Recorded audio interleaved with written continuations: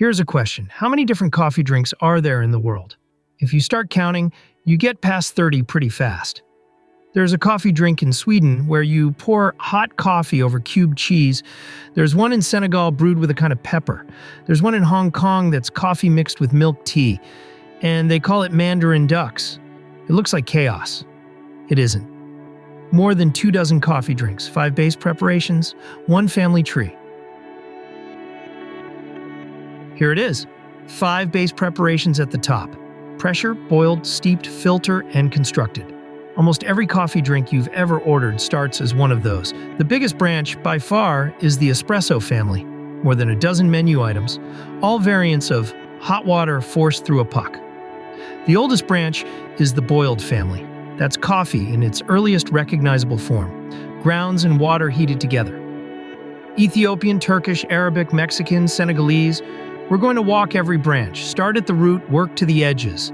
By the time we're done, the chaos becomes a map. Base preparation 1. Pressure. You take finely ground coffee, pack it into a portafilter, and force hot water through it at about 9 bar. The puck creates resistance, so the water has to soak through the grounds in 25 to 30 seconds. The result is concentration, oils, aromatics, and a layer of foam the Italians call crema. Pressure brewing was invented in Italy in the late 1800s. It's the youngest of our 5 base preparations, and the most influential. Base preparation 2. Boiled, also called decoction. This is coffee in its original form. You put grounds and water in the same pot, heat them together, and serve the result. Sediment and all. No filter. The fines settle to the bottom. You drink the rest. This is the old family. Grounds and water heated together, then served with the sediment managed by settling, pouring, or ritual. Ethiopian Buna, Turkish Coffee, Arabic Kawa, Mexican Café de Olla, Senegalese Café Touba, and Scandinavian Egg Coffee all live here. Different pots, different additives. Same fundamental method. Base preparation 3. Steeped, also called immersion. You soak grounds in water, wait, and then separate them.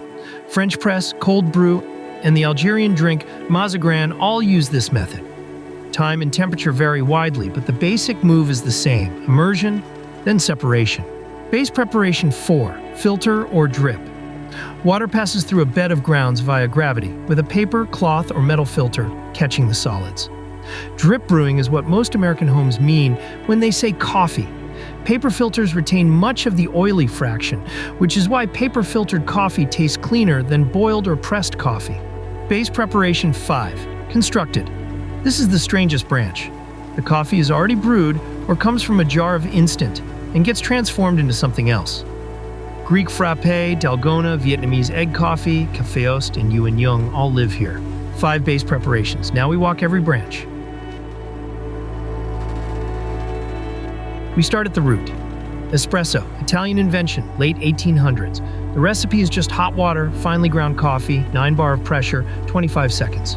The shot itself comes in 3 sizes that share the same recipe. Ristretto pulls earlier, shorter and sweeter. Lungo pulls longer, more diluted, more bitter. Doppio is just a double shot. 9 bar isn't a magic number, it's a standard. The puck is what's actually doing the work. Add a touch of milk to espresso and you get one of 2 drinks. Macchiato, Italian for stained, is a single shot with a tiny dot of foamed milk on top.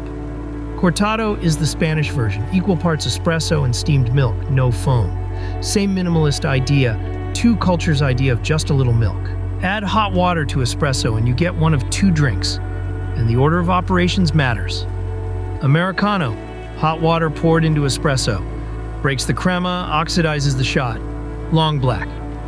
Espresso poured into hot water, preserves the crema layer. Same ingredients, opposite assembly, different cup. The cappuccino is one of the most ordered drinks in the world and one of the most violated specs. By the Italian Espresso National Institute standard, 25 milliliters of espresso, 100 milliliters of steam-foamed milk served in a 5-ounce cup. The familiar thirds idea is useful shorthand, not the exact recipe. Most American cappuccinos are larger, foamier, and milkier than that. They're closer to small foamy lattes. The flat white is the youngest drink in the espresso family.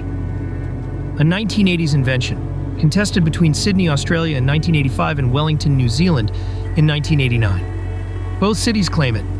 It's a double shot of espresso topped with steamed milk and a thin layer of microfoam. Small bubbles, glossy texture. Not the big airy foam of a cappuccino. Smaller, denser, smoother. Café Latte, Italian for coffee with milk. A shot of espresso with a lot of steamed milk and a thin layer of foam on top. The ratio is roughly 1 part espresso to 3 or 4 parts milk, making it the mildest drink in the espresso family. Mocha, or mochaccino, is a latte with chocolate added.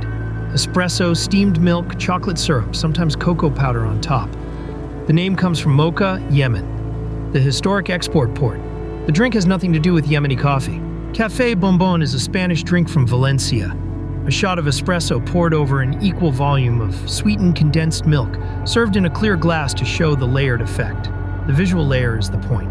Café Cubano, also called Cafecito, is a Cuban espresso pulled with sugar already in the cup.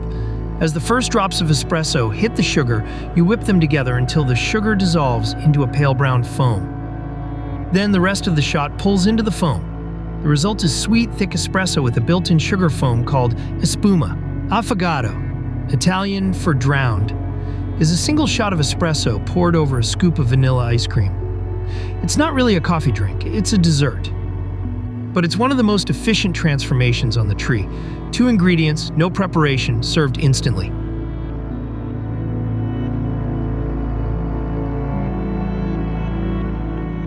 Buna is the Ethiopian word for both coffee and the ceremony around it.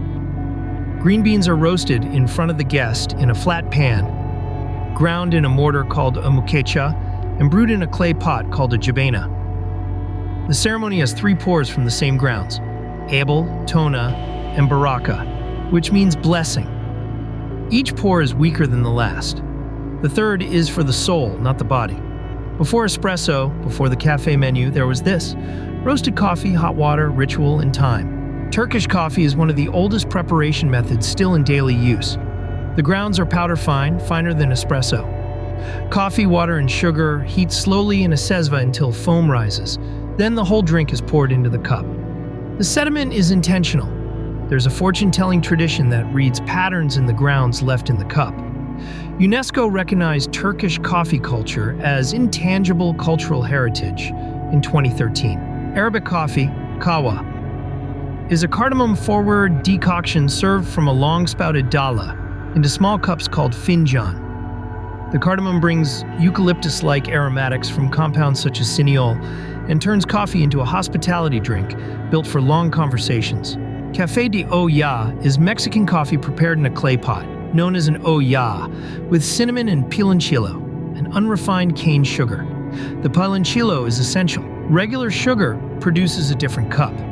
Piloncillo retains molasses notes that interact with the cinnamon cinnamaldehyde to create a flavor profile no other drink reproduces. Café Touba is the national coffee of Senegal. It's brewed with coffee beans roasted together with jar, the dried seed pods of the salim pepper plant. The traditional ratio is roughly 4 parts coffee to 1 part jar, sometimes with cloves added.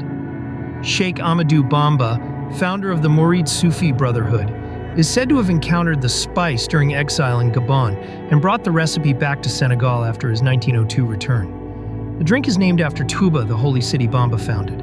Scandinavian Egg Coffee, sometimes called Norwegian or Swedish egg coffee, looks like a constructed drink, but chemically it belongs in the boiled family. You mix a raw egg into the grounds before brewing, then boil everything together. As the proteins set, they trap fines and sync with the grounds. It's a clarification trick. Boiled coffee, made cleaner by protein.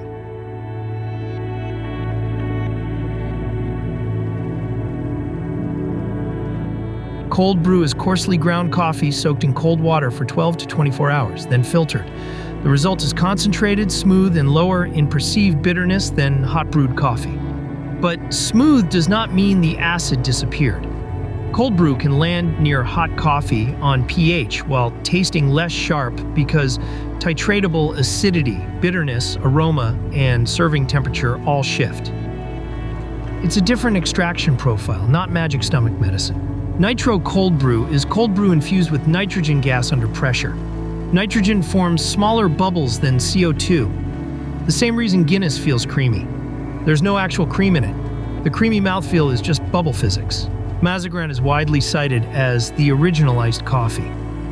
The most told origin story traces it to French troops defending the fortress at Mazagran, Algeria. During the 1840 siege, sugar, cold water, and brewed coffee mixed in the heat because there was no milk or brandy on hand. After the siege, the drink became a fashion in Paris cafes. The important point isn't whether every detail of the legend holds up. It's the branch, brewed coffee, chilled or diluted, turned into a refreshing cold drink about a century before American iced coffee.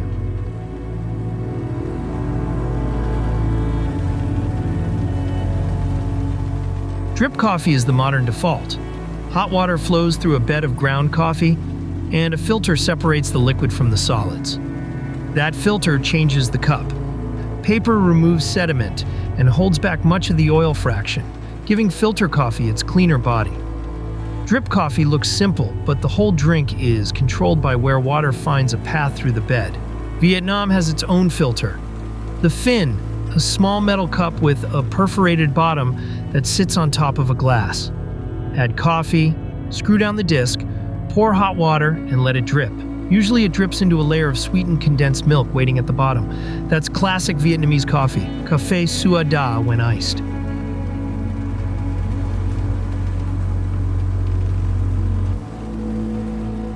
Phê Trứng, Vietnamese egg coffee. It was invented in 1946 by Yuenyeung, then a bartender at Hanoi's Sofitel Metropole Hotel. Wartime milk shortages forced the improvisation. Whipped egg yolk and condensed milk spooned over Phin-brewed coffee. He later opened Café Yuenyeung with the drink as the house specialty. The cafe still operates today, run by his son. The Greek frappe is built from instant coffee, cold water, sugar, and ice. It was invented in 1957 at the Thessaloniki International Trade Fair when a Nestlé rep couldn't find hot water and shook instant coffee with cold water instead. That's why it belongs here, not in the espresso family. The defining move is not pressure. It's reconstituting instant coffee into foam. Dalgona Coffee's viral name is Korean, but the whipped coffee version is usually traced to Macau's Han Ki Cafe, where Leong Kam Han popularized hand-beaten instant coffee after leaving shipyard work. In January 2020, South Korean actor Jung Il-woo tried it on TV and said it tasted like Dalgona, a Korean honeycomb toffee. The name stuck, and lockdowns turned it into a TikTok ritual. The recipe is equal parts instant coffee, sugar, and hot water, whipped into foam and spooned over milk. It works because instant coffee can foam. Brewed coffee won't behave the same way. Caffeost coffee cheese is a Sami tradition from northern Finland, Sweden, and Norway. You drop cubes of lipajusto, a squeak-textured bread cheese, into a cup and pour hot coffee over them. The cheese softens but doesn't fully melt. You drink the coffee, then eat the coffee-soaked cheese with a spoon. It's a drink and a snack at the same time. Yuenyeung is a Hong Kong invention. Lan Fong Yuen, a Cha Chan Ting diner founded in 1952, claims to have created it for customers who couldn't choose between coffee and milk tea. The name means Mandarin ducks. The male and female ducks look completely different, but mate for life. The drink uses the same metaphor, coffee and tea, visually different, intrinsically paired.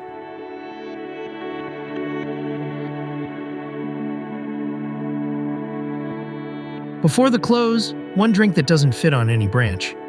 Kopi Luwak is one of the most expensive coffees in the world at retail. The beans are eaten by an Asian palm civet, partially digested, then collected from its droppings and washed. But it's not actually a brewing recipe. It's a bean processing technique. You can make it as espresso, drip, or boiled. The brewing isn't what defines it. In a frequently cited industry cupping, Kopi Luwak scored about 2 points below the lowest comparison coffee. The conclusion was blunt. Sold for the story, not superior quality. And the ethical problem is real. Caged civet farming is now widespread. It's a marketing story, not a recipe. Now look at the whole tree at once. 27 cards, 30-plus menu names. But really every one of them is a combination of the same decisions. How you extract, pressure, boiled, filter, steeped, or constructed. Whether you dilute it with water, milk, foam, ice, or nothing.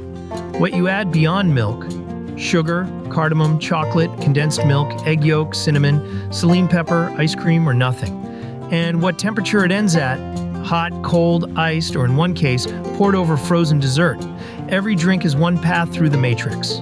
Most cafe menus are just small selections from the same set of choices. Once you see the pattern, the menu stops looking random.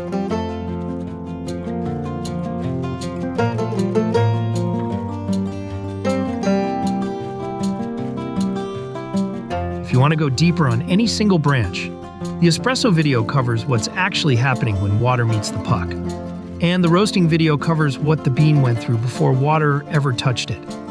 Links above. Subscribe if you'd like more videos like this. Coffee Origins Atlas, Brewing Tools Atlas, the history of every cafe format.